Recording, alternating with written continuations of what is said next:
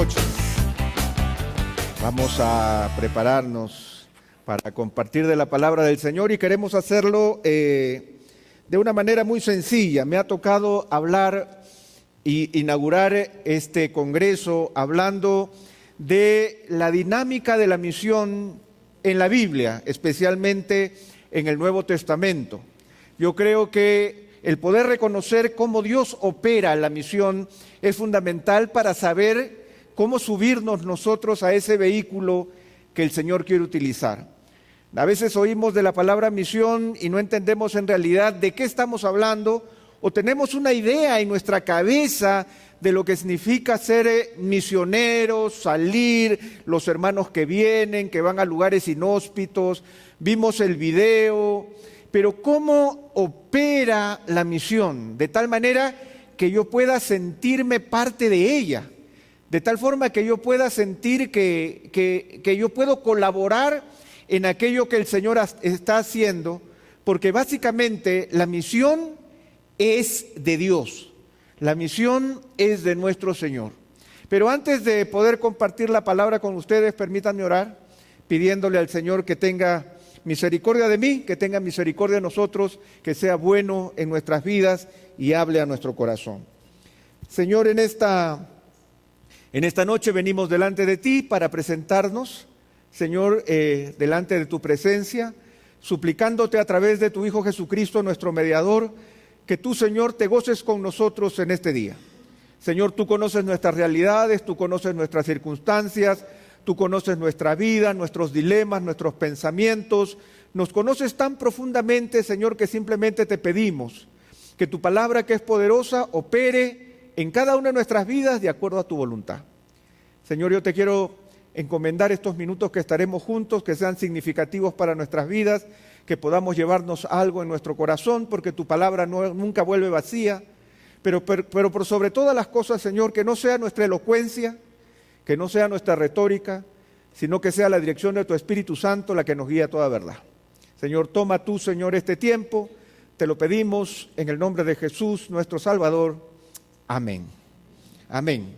Entonces tenemos 2 horas 45 minutos, que es el tiempo que me dijeron, para 2 horas 45, que es el tiempo justo que necesitamos para poder compartir este tema que tenemos juntos. Bien, volvamos a la idea. Básicamente yo quiero conversar con ustedes.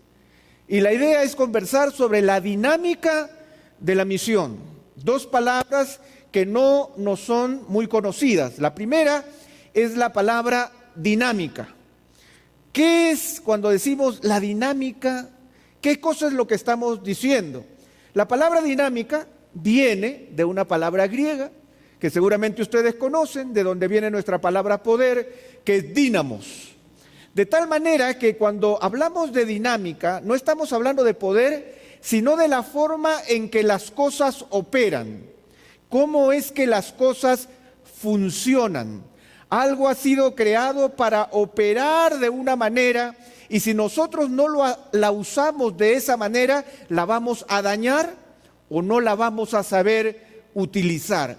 Todo tiene una dinámica, todo tiene un manual de fabricante, de tal forma que yo tengo que guiarme por el diseño, por ejemplo, de una licuadora. Yo necesito saber qué es lo que puedo hacer y qué es lo que no puedo hacer en una licuadora, porque hay muchas cosas que yo puedo hacer. Seguramente para ustedes es muy natural pensar en una licuadora y saber que podemos hacer un jugo, ¿verdad? Porque conocemos la dinámica de la licuadora, sabemos lo que la licuadora puede hacer. Pero la licuadora es diferente a una batidora, porque no metemos en la licuadora lo que sí pondríamos en una batidora, porque tienen diferente dinámica, tienen poder, las dos giran, pero giran con propósitos distintos. Esa es la idea de la dinámica. Alguien me contaba por ahí que hace un tiempo atrás una persona fue a visitar un hospital psiquiátrico. Y cuando fue al hospital psiquiátrico, le preguntó al director que cómo es que ellos elegían a las personas que tenían que quedarse internadas en el hospital psiquiátrico. Bueno, el director le dijo, esto es muy sencillo. Nosotros ponemos una bañera llena de agua y tenemos sobre una mesa una cuchara, un vaso y un balde. Ah, qué interesante. Y entonces le preguntamos al candidato, le preguntamos, ¿cómo es que usted sacaría el agua de la bañera? Ah, le dijo, qué interesante. Entonces imagino que una persona cuerda es la que decide utilizar el balde, ¿verdad? Para sacar el agua. Y le dicen, no, una persona cuerda es la que decide levantar el cañito y abrir el desagüe para que el agua corra. ¿Qué habitación de seda?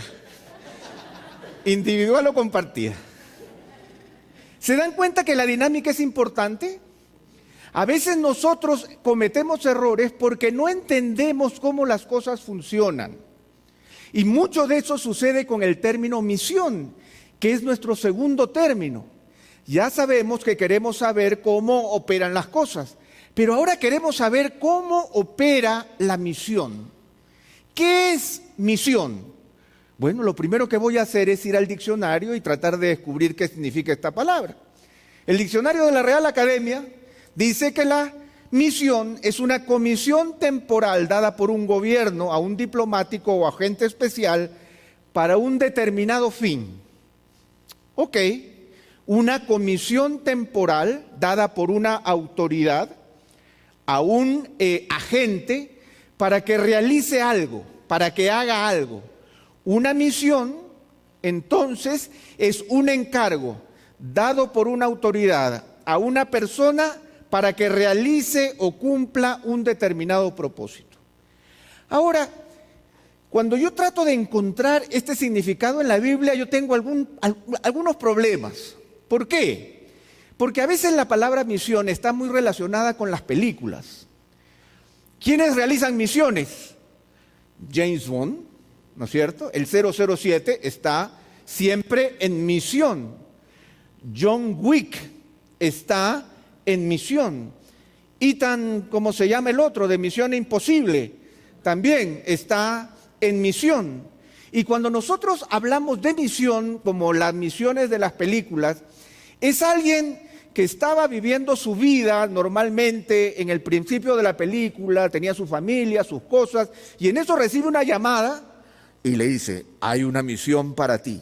Entonces lo deja todo, parte hacia lugares inhóspitos, mata a un montón de gente, destruye media ciudad, resuelve lo que tiene que hacer y en eso vuelve a su casa, pero ya la película no continúa porque lo importante era la misión, no su vida.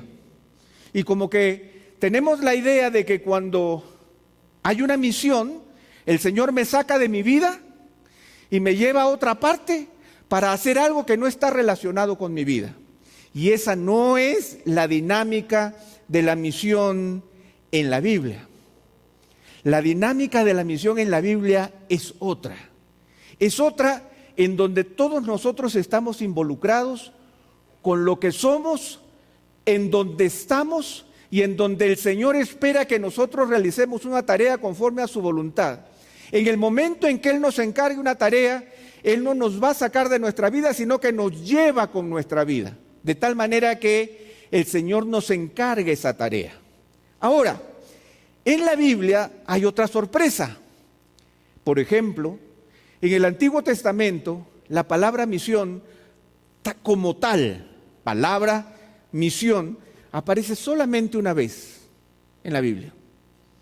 Solamente una vez, en 1 Samuel 15:18. Es la única vez que aparece la palabra misión como tal. La palabra que se traduce misión es cuando el Señor le encomienda al rey Saúl la tarea de eliminar a los amalecitas. El Señor le dice, te voy a enviar esta misión y esta misión es lo que tienes que hacer. Ahora, ya que es la única vez que aparece la palabra misión, para nosotros es importante reconocer qué significa esta palabra. porque es una palabra útil para nuestra interpretación. Esta palabra misión viene de la idea de la palabra huella. La misión viene de la palabra huella, de donde se deriva la idea de caminar o de ir hacia un determinado lugar. Solo que hay una gran diferencia en esta misión. La misión no significa ir hacia un lugar inhóspito o nuevo, sino más bien reconocer las huellas de aquel que me envía para poder recorrer el camino que Él espera que yo recorra.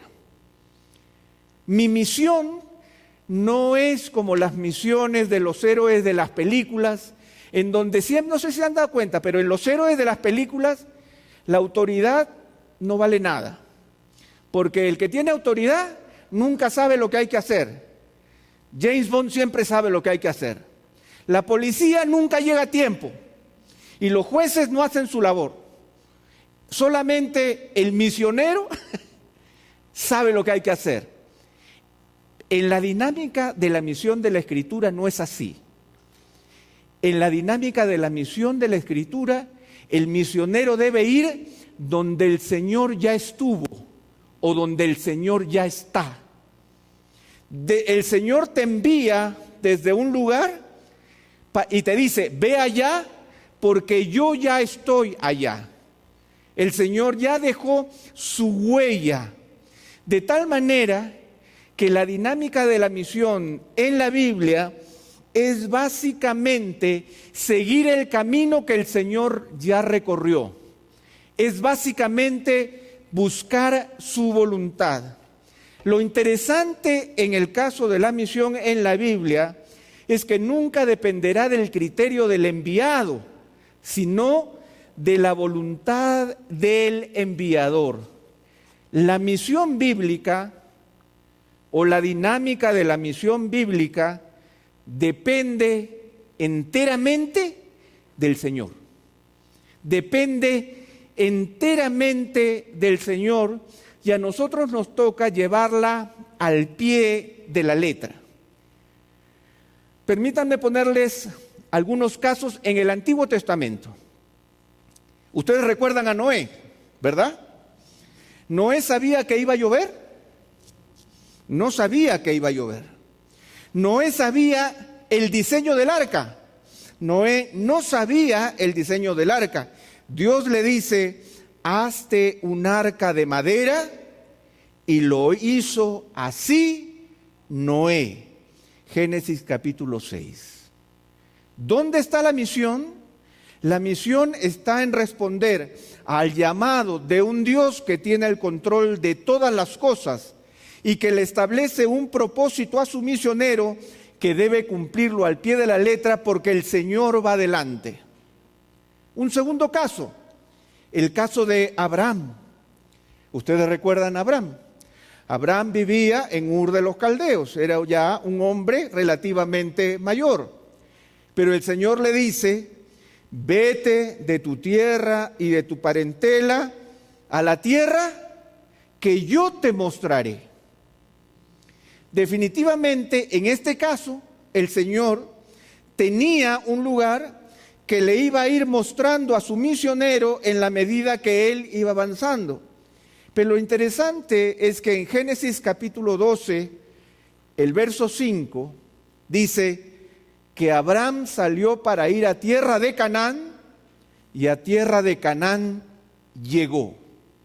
Nuevamente, el Señor que le llamó a Abraham en Ur y que estaba con él en Ur, es el Señor que estaba también en Canaán esperándolo para hacer la tarea que el Señor esperaba que hiciera.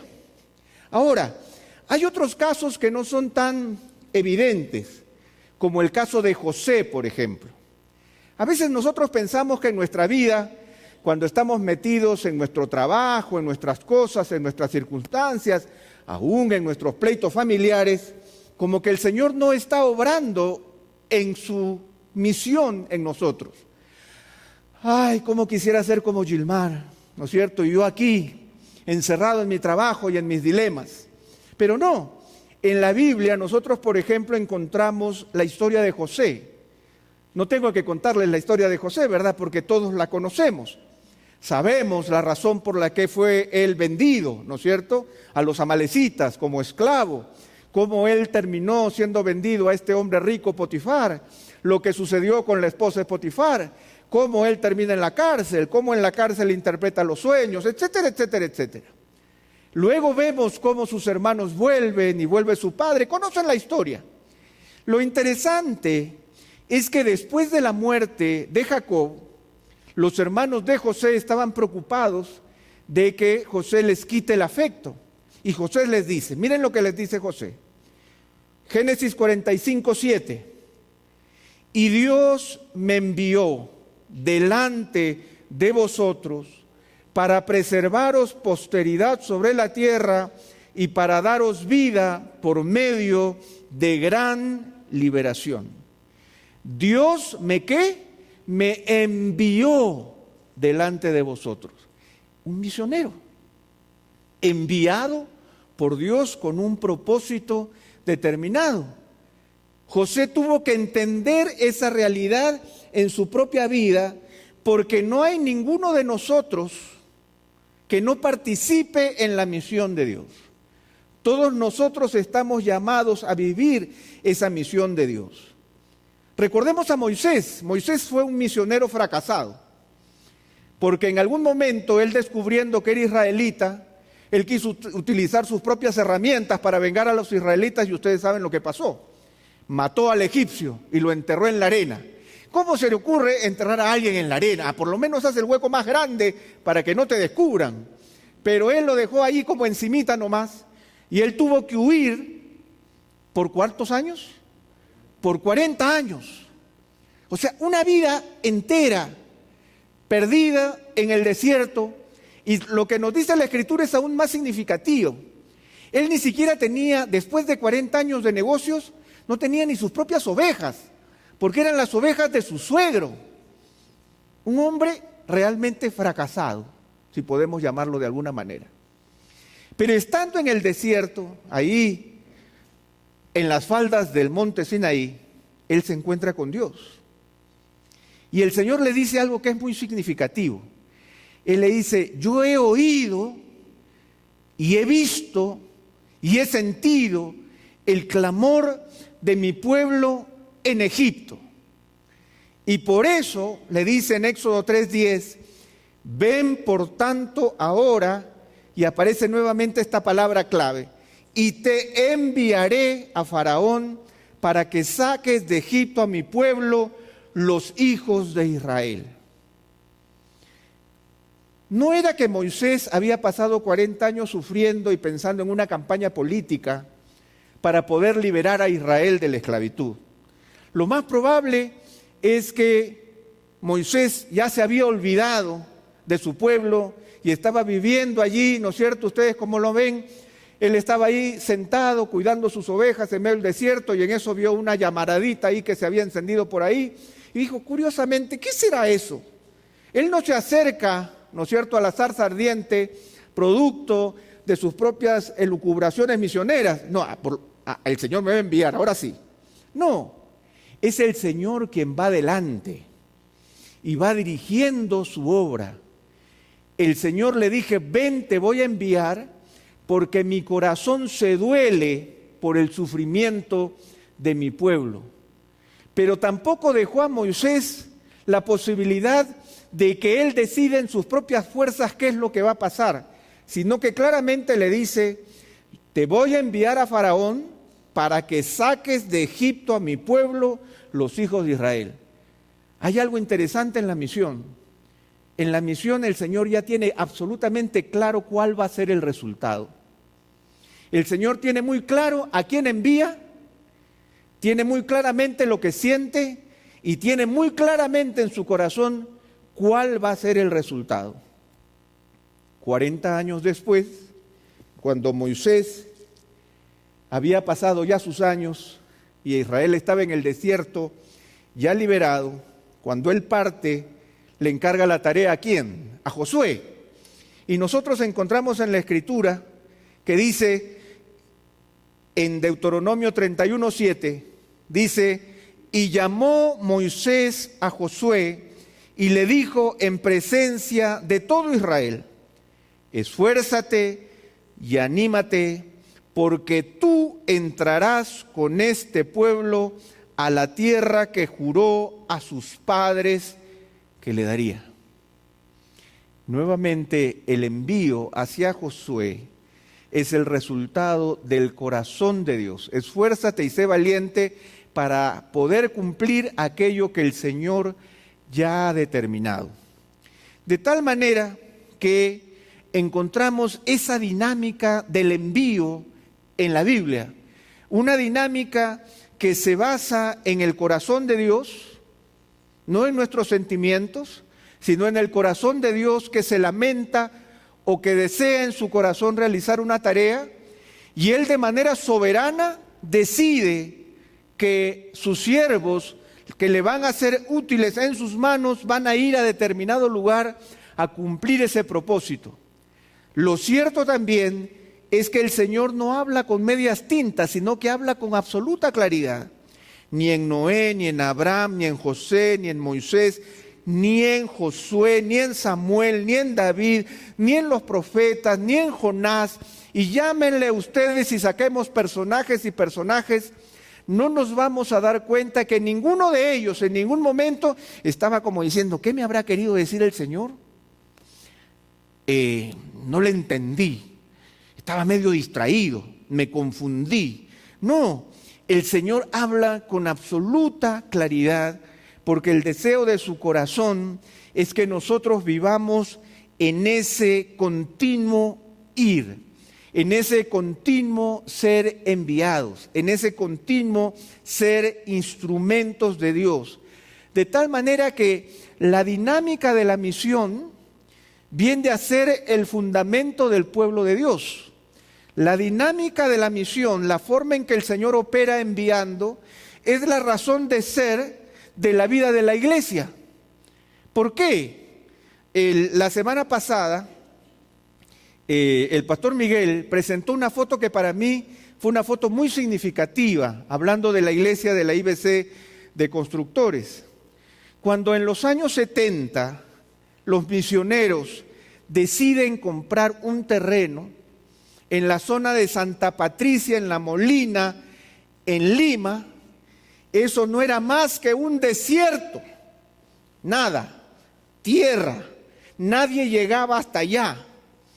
¿Cómo es que el Señor los motiva a comprar allí?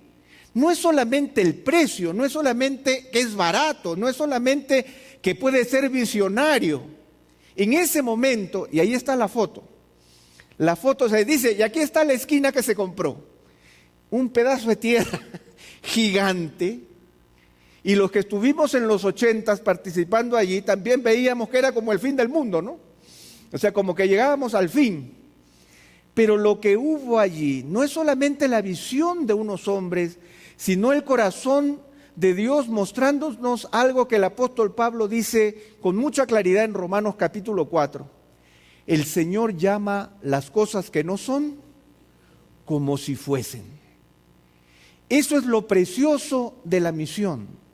Lo precioso de la misión es que hace algunos años atrás esto no existía, pero para el Señor ya existía.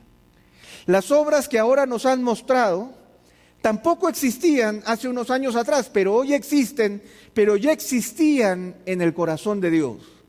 De tal manera que el poder o la dinámica o la operatividad de la misión radica completamente en el corazón de Dios.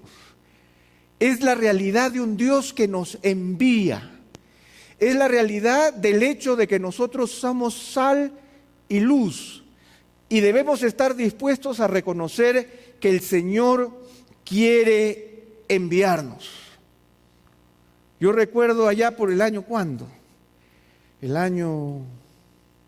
Nosotros salimos del Perú el año 94 y nosotros estuvimos juntos aquí con los jovencitos estos que están aquí, que yo era el pastor de los jóvenes de estos jovencitos, el año 93 o 92. Y ninguno de nosotros sabíamos qué iba a suceder con nuestras vidas, ni dónde íbamos a estar. Pero el Señor en su dinámica nos mueve y nos envía. Y podemos ser de bendición si es que escuchamos su voz. De tal manera que esa misma palabra enviar es fundamental en el Nuevo Testamento, porque ahora vamos al Nuevo Testamento. El Antiguo Testamento es sumamente claro, pero en el Nuevo Testamento esto se generaliza y se amplía aún más. La palabra enviar es la palabra apostelo en griego. ¿Y por qué lo digo? Porque de ahí surge una palabra que es muy conocida para nosotros, que es la palabra apóstol, ¿verdad? Y es interesante que el Señor, el primer grupo de personas que Él quiere mantener cerca, los llama ¿qué? Apóstoles. O sea que aún la raíz misma de la formación del grupo, que sería la base para el nacimiento del cristianismo, tenía esa raíz, la raíz de ser enviado, de ser lanzado, de ser encaminado. Jesús dice que los convocó para que estuviesen con Él y para enviarlos.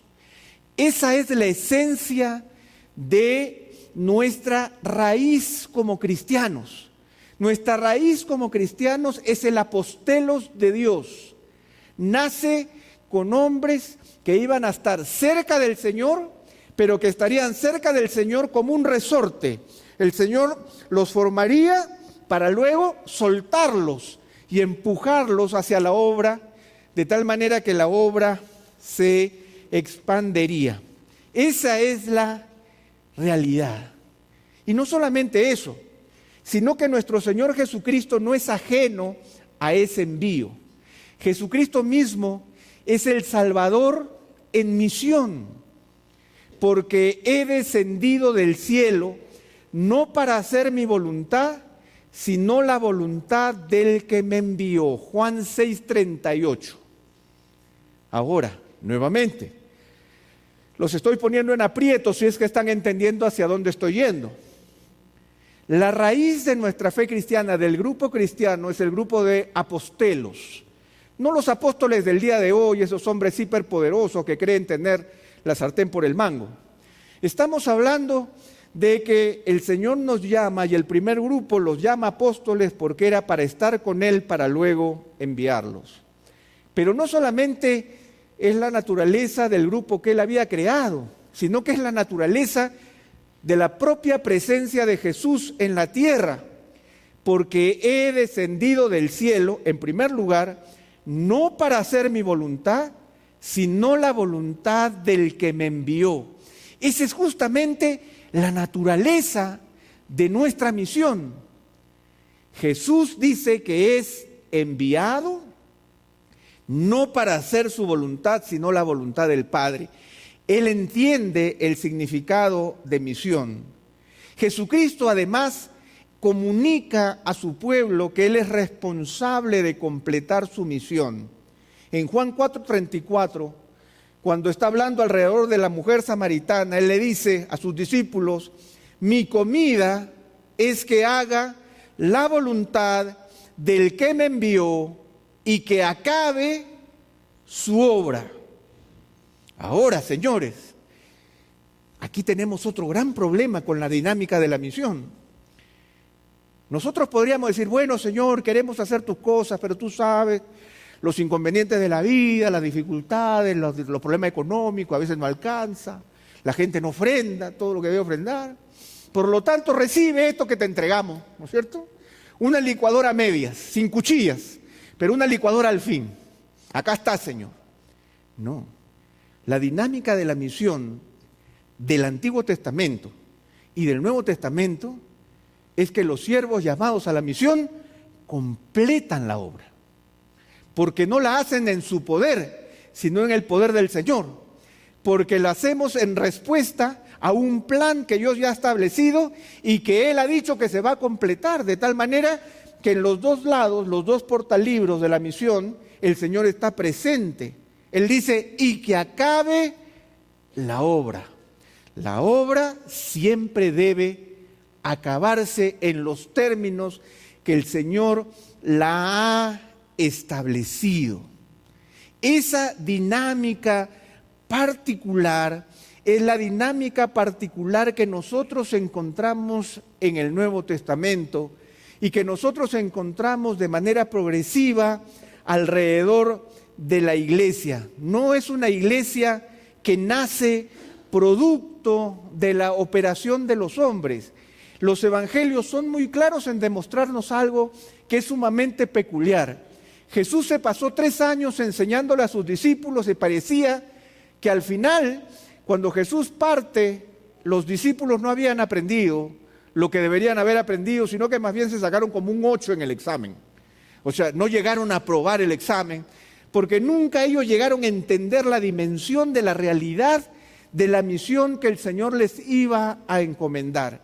Pero nuevamente, el Señor va adelante y el Señor completa su obra a través de esos discípulos deficientes.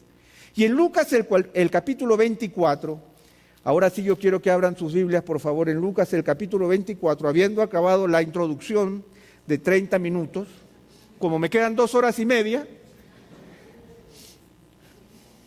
hasta la hice cortita, hasta la hice corta.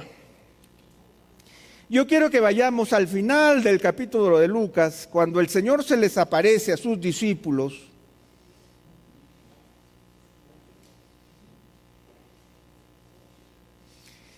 Después, vamos a hacer historia. Jesucristo había resucitado. Jesucristo había muerto en la cruz del Calvario, había resucitado, había completado la obra, pero ocurría algo. Los discípulos estaban confundidos. Y con justa razón. Ellos eran seres humanos que no llegaban a percibir la grandeza de la misión de Jesús, la misión que Él vino a completar. Siempre la misión de Dios nos va a sorprender, porque Dios siempre va a hacer cosas más grandes de las que podamos imaginar. Como dice la Escritura, cosas que ojo no vio, ni oído oyó, ni han subido al corazón del hombre, son las que Dios ha preparado a los que le aman. Entonces ellos están confundidos. Los discípulos de Emaús han vuelto a reunirse en Jerusalén con el resto de discípulos que no saben qué pensar. María cuenta una cosa, Pedro y Juan corrieron a la tumba, la encontraron vacía, un ángel se me apareció, ustedes recuerdan lo que dijo. Lo cierto es que si nosotros vemos a partir del verso 32 del capítulo 24, cuando el Señor desaparece de los 2 discípulos que iban camino a Emaús, dice, y se decían el uno al otro, ¿no ardía nuestro corazón en nosotros mientras nos hablaba en el camino y cuando nos abría las Escrituras? Y levantándose en la misma hora volvieron a Jerusalén y hallaron a los 11 reunidos y a los que estaban con ellos, que decían, ha resucitado el Señor verdaderamente y ha aparecido a Simón. Entonces ellos contaban las cosas que les habían acontecido en el camino y cómo le habían reconocido al partir el pan. Verso 36. Mientras ellos aún hablaban de estas cosas, Jesús se puso en medio de ellos y les dijo, paz a vosotros. Entonces, espantados y atemorizados, pensaban que veían espíritu. Yo me pregunto, si yo hubiera estado ahí, yo lo hubiera reconocido. Pero lo cierto es que no, hermanos, porque se trata de algo absolutamente sobrenatural, más allá de tus pensamientos, más allá de tu imaginación. El Señor estaba completando su obra. Verso 38. Pero Él les dijo, ¿por qué estáis turbados? Y vienen a vuestro corazón estos pensamientos. Mirad mis manos y mis pies, que yo mismo soy. Palpad y ved, porque un espíritu no tiene carne ni hueso, como veis que yo tengo. Y diciendo esto, les mostró las manos y los pies, y como todavía ellos de gozo no lo creían, y estaban maravillados, les dijo, ¿tenéis algo de comer? ¿Aquí algo de comer? Entonces le dieron parte de un pez asado y un panal de miel, y él lo tomó y comió delante de ellos. ¿Qué vemos aquí, hermanos? Vemos a Jesús con la misión cumplida. Vemos a Jesús que las cosas que Él dijo antes con respecto al cumplimiento de su obra se han hecho una realidad. Pero aquí Jesús, en estos pocos versículos, nos va a mostrar nuevamente la dinámica de la misión que ahora nos corresponde a nosotros. Porque el Señor no nos entrega una obra incompleta, nos entrega una obra perfectamente completa. El evangelio que nosotros vamos a predicar no es una esperanza animada en nuestra alma acerca de algo que probablemente ocurrió. No, ahí tenemos a Jesús diciendo: miren mis manos y mis pies, aquí estoy. Yo no soy un espíritu, y para que vean que no soy un espíritu, ¿qué tienen de comer? Señor, tenemos aquí un cevichito, bueno, tráiganlo para acá. ¿Y qué más tienen? Señor, tenemos aquí un postrecito, bueno, tráiganlo para acá y me lo voy a comer delante de ustedes para que vean que yo he cumplido mi obra. Esa era su demostración. En el verso 44, Jesús nos muestra la dinámica de la misión. Y les dijo: estas son las palabras que os hablé estando aún con vosotros, que era necesario que se cumpliese todo lo que está escrito en la ley de Moisés, en los profetas y en los salmos. Entonces les abrió el entendimiento para que comprendiesen las Escrituras. Y les dijo: así está escrito, y así fue necesario que el Cristo padeciese y resucitase de los muertos al tercer día. Aquí está la dinámica de la misión, hermano. Estas son las palabras que os hablé estando aún con vosotros. Hermanos, si nosotros vamos a la raíz de las Escrituras, vamos a encontrar allí el plan de Dios para nuestras vidas. El Señor no lo ha ocultado, el Señor lo ha manifestado con absoluta claridad. Mateo 28, 18 al 20 sigue siendo una evidencia palpable de que el Señor no está jugando con nosotros. El Señor nos lo ha dicho todo desde el principio. ¿Y qué es lo que Él nos dice? Que era necesario que se cumpliese todo lo que está escrito de mí en la ley de Moisés, en los profetas y en los salmos. La naturaleza de la misión empieza en el corazón de Dios cuando yo entiendo los propósitos de Dios en la Escritura. No puede haber alguien que viva la misión si es que antes sus ojos no han sido abiertos para entender el fabuloso, eterno, gigantesco, sublime plan de Dios. Eso es fundamental en nuestras vidas. A veces, hermanos, nosotros entendemos la misión desde el punto de vista, por ejemplo, de que se nos muestra una situación en algún lugar del mundo y mi corazón se compadece ante esa situación. Y puede ser cierto que yo me sienta motivado ante la pobreza, el hambre, la idolatría, ¿no es cierto?, la promiscuidad de determinados lugares y me sienta llamado a hacer un cambio. Eso está bien, pero antes de eso recuerda que la misión, la dinámica de la misión empieza en el corazón de Dios, empieza en las Escrituras mismas, empieza en el plan de redención, empieza en la salvación en Jesucristo, empieza en el corazón de Dios, que porque de tal manera amó al mundo, dio a su Hijo unigénito para que todo aquel que en Él crea no se pierda, mas tenga vida eterna. Hermanos, tenemos que tener un corazón certero con el plan de Dios en las Escrituras, porque el plan de Dios y el plan que tiene para con nosotros está íntimamente vinculado. Miren ustedes que aquí sucede algo muy interesante que yo quiero que ustedes vean, que sucede con los discípulos de Emaús y que sucede también con el grupo de apóstoles y discípulos que el Señor encuentra. En el capítulo 24, en el verso 31, cuando los discípulos de Emaús le dicen a Jesús, al que no reconocían, que se quede con ellos, dice el verso 30, y aconteció que estando sentado con ellos a la mesa, tomó el pan y lo bendijo, lo partió y les dio, Y el verso 31 nos dice, entonces les fueron abiertos los ojos y le reconocieron. Ya, quédense con el capítulo 24, el verso 31, y ahora vamos al versículo 45. Entonces les abrió el entendimiento para que comprendiesen las Escrituras. Hay dos aperturas espirituales en ambos casos. La primera es para reconocer a Jesús y la segunda es para entender las Escrituras. No puede haber un misionero que no haya reconocido espiritualmente a Jesús y que no haya reconocido primeramente el poder de las Escrituras. Esa es la dinámica de la misión.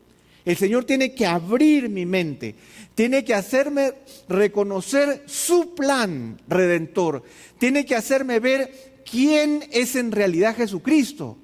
Porque si yo no me adecuo a su plan eterno y soberano en la Escritura y a reconocer quién es Jesucristo, probablemente voy a empezar a atornillar al revés en la misión de Dios. Y no voy a hacer aquello que el Señor espera que yo haga. Entonces, como ustedes ven, Jesús se centra en el cumplimiento de las Escrituras. Todo lo que está escrito de mí en la ley, en los profetas y en los salmos, se ha cumplido. Nuevamente, la misión de Dios nunca queda incompleta si es la misión de Dios. Siempre se completa. Ahora, a nuestros ojos humanos, podríamos pensar que una obra completa tiene diferentes dimensiones. Un templo para 1.500 personas, con buena iluminación, 4 pantallas, sala educacional. Tenemos diferentes ideas de lo que significa completar la obra. Pero el único que sabe lo que significa completar la obra es ¿quién? Es el Señor. Les pongo un caso. Felipe va y predica a Samaria. Un gran milagro de Dios, porque es un gran milagro de Dios. Nadie esperaba que los samaritanos, enemigos de los judíos, se convirtiesen. Pero él está allí, ¿no es cierto?, en medio de la algarabía y el avivamiento que había en medio de los samaritanos, y Zoacatán lo agarra y lo toma y manda a Felipe al desierto a predicarle a un etíope, solo a un hombre, al que bautiza y luego deja que se vaya. Y el Señor lo arrebata nuevamente y se lo lleva. ¿Podemos hablar de una obra incompleta? ¿Una misión incompleta? No, es una obra completa porque esa fue la tarea que Felipe estaba llamado a cumplir. Permítanme volver a mencionar a Felipe. ¿Ustedes saben dónde vivía Felipe? Después del arrebatamiento, después de estas cosas, él no volvió a Samaria. Oh, pero ¿cómo el Señor no lo llevó de nuevo? No lo llevó a Samaria. ¿A dónde lo llevó? A Cesarea, donde vivía con sus ¿quién? Con sus 4 hijas profetisas, ¿verdad? Ahora, ¿dónde vivía Cornelio? ¿No vivía Cornelio en Cesarea? Hechos 10. ¿Dónde vivía Cornelio? Él vivía en Cesarea. ¿Cierto? Había en Cesarea un hombre llamado Cornelio. ¿Quién vivía en Cesarea? Felipe, con sus 4 hijas profetisas. Pero ¿a quién envió en misión el Señor para que convirtiese a Cornelio? A Pedro. Pero no estaba Felipe en Cesarea con sus 4 hijas profetisas. Sí, pero la misión depende de mí y de a quien yo envíe. Eso nos enseña el Señor en su palabra. De tal manera, hermanos, que la dinámica de la misión involucra que primeramente nosotros vivamos completamente compenetrados con el Señor, pidiéndole 2 cosas al Señor. Señor, por favor, abre mis ojos para ver a Jesucristo en toda su majestad y abre mi entendimiento para entender toda la Escritura con absoluta claridad. Esa es la gran demanda de la dinámica de la misión en primer lugar, porque eso es lo que hace el Señor con sus discípulos. Y miren lo que dice el verso 46, dice: así está escrito y así fue necesario que el Cristo padeciese y resucitase de los muertos el tercer día, y que se predicase en su nombre el arrepentimiento y el perdón de pecados en todas las naciones, comenzando desde Jerusalén. Que se predicase, ¿en quién? En su nombre. Nosotros vamos en su nombre. Es el Señor el que tiene el plan. Es el Señor quien va adelante, el que ha establecido las huellas. Eso aparece en toda la Escritura. Volvamos a Cornelio. Pedro no encontró frío a Cornelio. El Señor preparó a Cornelio y el Señor preparó a Pedro. Esa conjunción en donde Dios está obrando es lo más maravilloso de las misiones. Cuando vemos que el Señor añade a su iglesia, Él añade a su iglesia a los que han de ser salvos. Es el Señor quien lleva a Felipe al desierto y corriendo, porque dice que corriendo, se acerca al carro del etíope eunuco, que justamente, ¿qué está haciendo? Está leyendo. ¿Entiendes lo que lees? ¿Qué estás leyendo? Y la conjunción del misionero con el Dios enviador se hace una realidad. Ese es lo precioso de la Escritura. Cuando el Señor convierte a Saulo de Tarso, que iba llevando amenazas y muerte allí en el camino a Damasco, lo detiene, lo tira al suelo, ¿no es cierto? Y lo llama. Luego el Señor le habla a Ananías.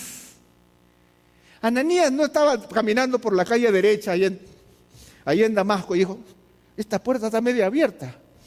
O era un evangelista, puerta por puerta. Hay alguien aquí y se encuentra con el cieguito Saulo, ¿no? Y le habla del Señor. No, lo que hay es un Dios que ya había preparado a Saulo y un Señor que prepara a Ananías para que cumpla la misión, para que los dos se encuentren. Ese es el milagro de la dinámica de la misión, en donde el Señor va guiando a su pueblo y ordenando las cosas de tal manera que el Señor va operando de una manera majestuosa. Finalmente, teniendo los últimos 4 minutos pronosticados, déjenme decirles algo que es sumamente interesante. La dinámica de la misión, por lo tanto, involucra un principal motivo y una primera responsabilidad. Señor, abre mis ojos para ver a Jesucristo en toda su majestad. Y abre mi entendimiento para entender la Escritura con toda claridad. Y dispón mi corazón para poder ser tu testigo a donde tú esperas que yo vaya. ¿Saben por qué? Porque Purús no existía en el mapa ni en la mente de nadie hasta que primero estuvo en el corazón de Dios y la puso en el misionero. Ahora Purús está en nuestro mapa, ¿por qué? Porque estuvo en el mapa del corazón de Dios. Ni Bustamante y Rivero, ni Ciudad de Dios estaban realmente en el panorama. Estaban en el corazón de Dios. Pero ¿cómo saber que eso estaba en el corazón de Dios si yo no tengo una relación íntima con el Señor? Recordemos, hermanos, y nuevamente, Gilmar va a hablar con mayor precisión de esto el día de mañana y lo va a hacer con testimonios personales. Déjenme simplemente armar esto y mostrarles cómo es que el Señor se manifiesta en la Escritura solamente en el mayor libro de misión que nosotros encontramos, que es el libro de los Hechos en el Nuevo Testamento. Solamente algunos detalles, me quedan 3 minutos. Vamos jugando con los minutos. Son los minutos Windows, ¿no? Los del predicador. Dice, me quedan 3 minutos y ¡ah!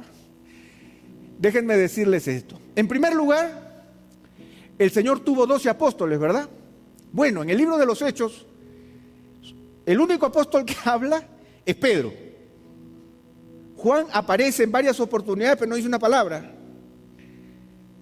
Y los otros 10 no saben nada. Aunque decimos que son los hechos de los apóstoles. En realidad, hermanos, tenemos que reconocer que esos hombres, no porque no aparezcan en el libro de los Hechos, no cumplieron su labor, sino cumplieron su labor, pero no están en el libro de los Hechos. Entonces, lo primero a reconocer es que el protagonista de la misión es solamente Dios. El protagonista de la misión es solamente Dios. Miren, el Señor forma 12, 3 años, los gradúa, le da su título, le llena con el Espíritu y no aparecen una sola vez más en el libro de los Hechos. Y el único que habla es Pedro hasta el capítulo 13, hasta el capítulo 15. Y después es Saulo de Tarso que apareció de la nada, un enemigo de la iglesia. Porque así opera el Señor. Eso nosotros lo vemos allí. Vemos que los primeros que se convierten son los samaritanos, pero se convierten a través de un diácono, no a través de un apóstol. Y tuvo que ir Pedro y Juan a ver qué estaba pasando, porque un diácono había hecho una revolución en Samaria. Pero el fulano que hizo la revolución en Samaria fue arrebatado al desierto y el Señor se lo llevó a otro lado y lo hizo desaparecer, porque el protagonista de la misión, ¿quién es? Es Dios. Ahora, cuando nosotros encontramos a Pedro que tiene que ir a hablarle a Cornelio, Pedro tenía ganas de ir a hablarle a Cornelio, lo tenía fijo en la mente, decía, hemos establecido una hoja de ruta en el Expandiendo unos 2000, año 1, ¿no es cierto?, donde vamos a ir a Cesarea. En Cesarea hay unos buenos barrios, unos barrios de ricos, donde viven los romanos y los bacanes, la gente con dinero, y vamos a tocar las puertas y ese es nuestro objetivo. Nuestro objetivo es ganar a este fulano. No había nada de eso. Cuando Pedro llega a la casa de Cornelio, después de tantas señales que el Señor le dio, la primera pregunta que él hace, ¿por qué causa me habéis hecho venir? Imagínense, Gilmar, un misionero que llega a una casa a preguntar, ¿y para qué soy bueno? Para que me prediques el Evangelio. Pero no solamente eso, sino que mientras estaba él hablando, el Espíritu Santo desciende sobre ellos y Pedro tiene que callarse la boca porque el Señor va adelante. Por eso, hermanos, lo más importante de la misión es que yo tenga una profunda relación con el Señor, porque el Señor me va a sorprender, porque no se trata de mis planes, se trata de los planes de Él. Nosotros encontramos la conversión de Saulo de Tarso.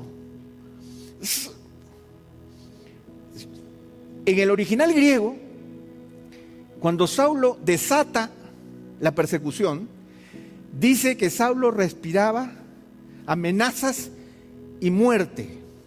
Ahora, los estudiosos dicen que las palabras que Lucas usa para referirse a ese acto amenazador de Saulo, él estaba usando palabras que se referían a bestias feroces.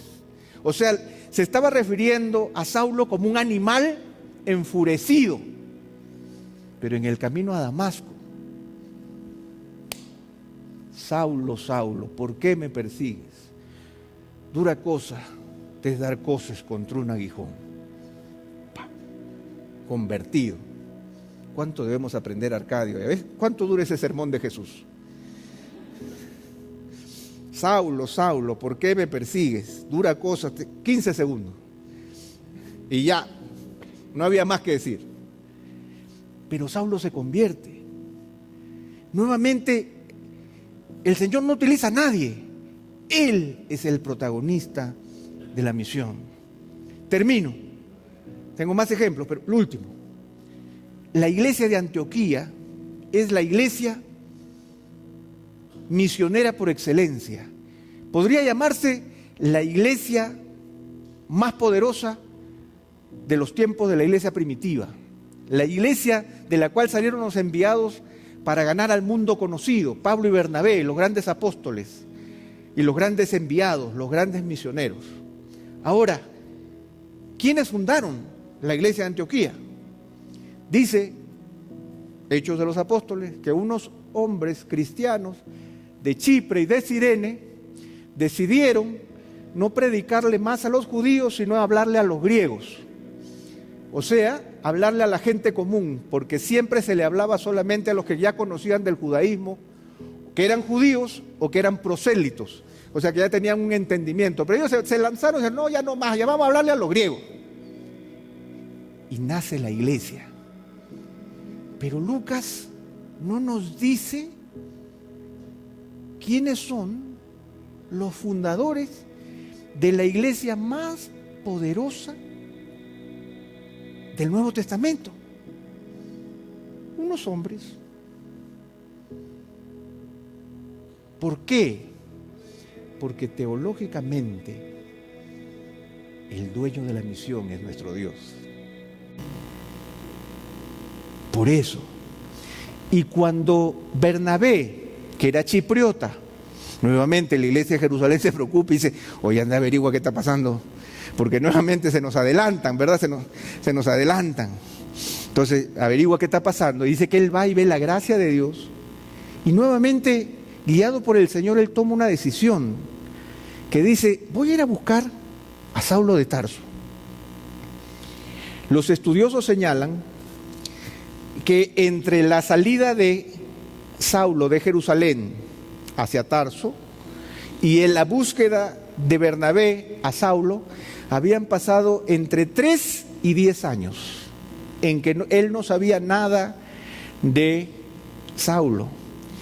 Y lo que nos dicen los estudiosos es que las palabras que Lucas usa, no es que Bernabé dijo, bueno, miren qué linda obra, ¿y por qué no traigo a Arcadio? Vamos a buscar a Arcadio para que me acompañe en la obra, por ejemplo. ¿Y dónde está? ¿Dónde está Saulo? Saulo, bueno, está en Tarso. Él vive en la avenida Rinconada 424, departamento 3. Yo sé dónde queda, ir a Tarso a buscarlo. Lo que nos dice Lucas es que el Señor puso en Bernabé ir a buscar a Saulo, pero él no tenía la menor idea dónde encontrarlo. Dice que él fue y buscándolo lo encontró. Aún en ese aspecto, el Dios soberano se encargó de formar el equipo por su propia voluntad. Hermanos, esa es la dinámica de la misión.